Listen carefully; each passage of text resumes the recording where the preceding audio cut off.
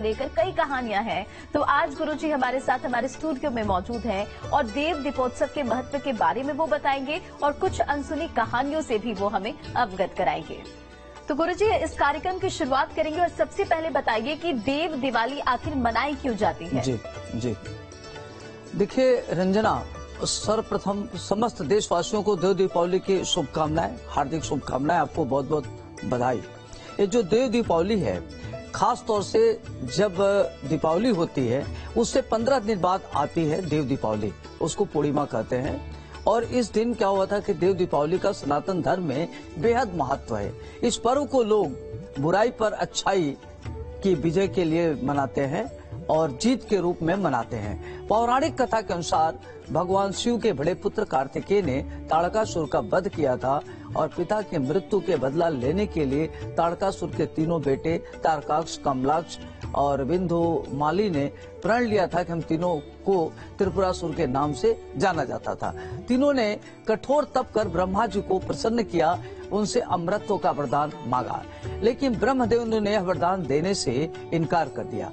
ब्रह्मा जी ने त्रिपुरासुर को वरदान दिया था कि जब निमित्त 3 पूरियां आज अभिजीत नक्षत्र में एक पंक्ति में होगी, तब असंभव रथ पर सवार असंभव बाण से मारना चाहें तब उनकी मृत्यु होगी। इसके बाद त्रिपुरासुर का आतंक बढ़ गया। इसके बाद स्वयं शंभु ने त्रिपुरासुर का संहार करने का संकल्प लिया। पृथ्वी को ही भगवान ने रथ बनाया, सूर्य चंद्रमा पहिया बन गए और सृष्टा सारथी बने और भगवान विष्णु बाण, बासुकी धनुष की डोर और मेरु पर्वत धनुष बने। फिर भगवान शिव उस असंभव रथ पर सवार होकर असंभव धनुष पर बाण चढ़ा दिया, त्रिपुरासुर पर आक्रमण कर दिया, त्रिपुरासुर का अंत हो गया। तभी से शिव को त्रिपुरारी भी कहा जाता है। कार्तिक पूर्णिमा के दिन ही त्रिपुरासुर का संहार भगवान शिव ने किया था। इसकी प्रसन्नता में सभी देवी देवता भगवान शिव की नगरी काशी पहुँचे और फिर गंगा स्नान किया। तत्पश्चात दीपदान कर बहुत खुशियां मनाई।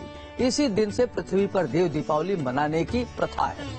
आज के दिन भगवान विष्णु ने पहला अवतार मत्स्य यानी मछली के रूप में लिया था।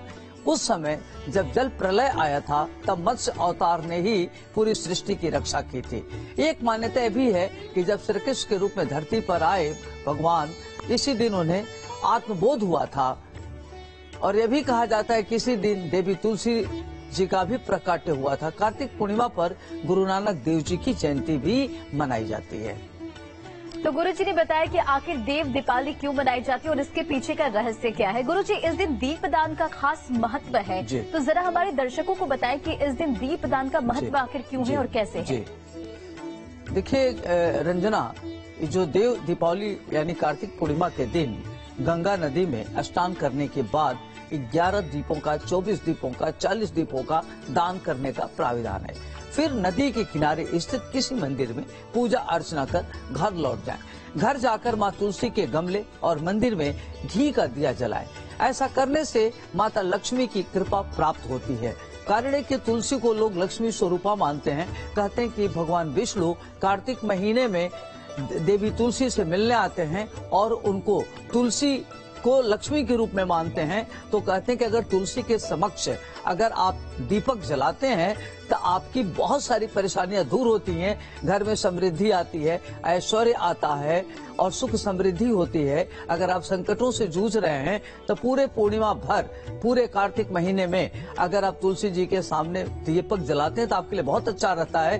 पूरे मान लिया आपने कार्तिक मास में दीपक नहीं जलाया, अगर तुलसी जी के सामने पूर्णिमा के दिन अगर 11, 24, 21, 40 दिए अगर जलाते हैं तो आपके घर में सुख समृद्धि, ऐश्वर्य, सकारात्मक ऊर्जा का वास होगा और आप उत्तरोत्तर प्रगति करेंगे। आपके घर में धन धान्य की वृद्धि होगी। गुरुजी, आपने दीपदान का महत्व तो बता दिया देव दीपावली पर, लेकिन देव दीपावली पर आटे के दिए क्यों जलाए जाते हैं? जी देखिए रंजना, अपने यहाँ जो ये पूर्णिमा का दिन होता है बड़ा महत्वपूर्ण होता है।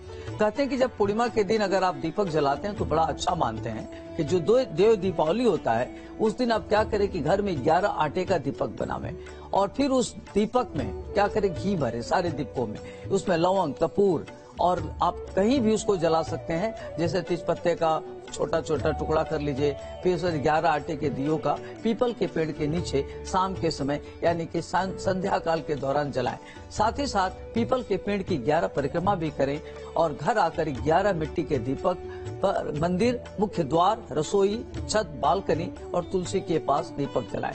ऐसा करने से घर की चतुर्दिक उन्नति होती है, प्रगति होती है, घर की समस्याओं का समूल समाधान होता है और घर में बरकत होती है और घर में शांति, सुख, समृद्धि, ऐश्वर्य बना रहता है। देव दीपावली के दिन 11 आटे के दिए पीपल के पेड़ के नीचे जलाने से घर की नकारात्मक ऊर्जा दूर होती है, घर का संकट नष्ट हो जाता है और जो आपके घर में सफलता नहीं मिलती है, उसमें जो बाधा उत्पन्न होता है वह दोष मिट जाता है और विवाह जैसे शुभ कार्य निर्विघ्न संपन्न होने लगते हैं। इसके पीछे और कारण यह है कि यदि मान लीजिए कि किसी भी व्यक्ति के आप देखते होंगे कि बहुत सारे लोग काम तो करते हैं लेकिन उनको सफलता नहीं मिलता, तब पूर्णिमा के दिन अगर आटे का दीपक जलाते हैं, इसके बाद सायंकाल क्या करना चाहिए कि 40 से 24 चावल जो अक्षत हो, जो टूटा न हो, वो लेकर के एक पीले रंग के कपड़े में रख ले, उसमें लौंग डाल दे, चावल डालकर अपने तिजोरी में रख ले।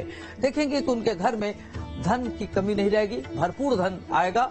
और आज क्या करना चाहिए आपको कि अपने घर के सामने घी का दीपक जलाना चाहिए और गेहूं का ढेरी बना करके वहां रखना चाहिए, जिससे आपके घर में सकारात्मक ऊर्जा का प्रवाह हो।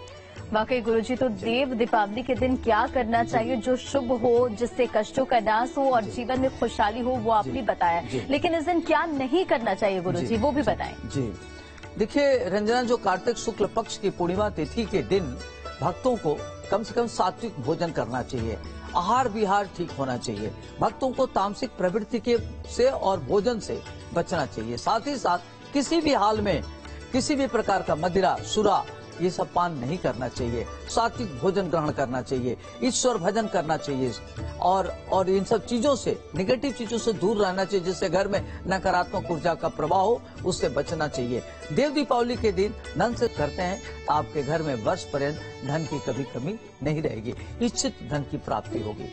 माँ लक्ष्मी की कृपा प्राप्त करने के लिए देव दीपावली के दिन इन बीज मंत्रों का भी जप करना चाहिए। ओम श्रीम ह्रीम श्रीम कमले कमलालये प्रसीद श्रीम ह्रीम श्रीम ओम महालक्ष्मी नमः का जप कमल गट्टे के माला से जरूर करना चाहिए और माता को कमल का पुष्प अर्पित करना चाहिए। यह मंत्र बेहद मंगलकारी होता है और देव दीपावली पर माँ लक्ष्मी के इस मंत्रों का जप करें और जप करने से आपके लिए काफी अच्छा रहेगा। मान्यता है कि माँ लक्ष्मी धन, संपत्ति और सौभाग्य का आशीर्वाद प्रदान करती हैं। इन मंत्रों का जप करते समय तिल के तेल का या घी का दीपक जरूर जलाना चाहिए। माँ लक्ष्मी को धन की अधिष्ठात्री देवी कहते हैं। उनको प्रसन्न करने के लिए कुछ खास मौकों पर उपाय अगर किए जाए तो व्यक्ति को न कर्जा और धन की समस्या से, परेशानी से मुक्ति मिलती है। और देव दीपावली के दिन माँ लक्ष्मी के ओम ह्रीम श्रीम क्रीम क्लीम श्रीम लक्ष्मी मम गृहे धन पूरे चिंताए दूरे दूरे स्वाहा, इस मंत्र का जप करने से आपके घर में धन धान्य की वृद्धि होती है, आपकी परेशानियां दूर होती हैं।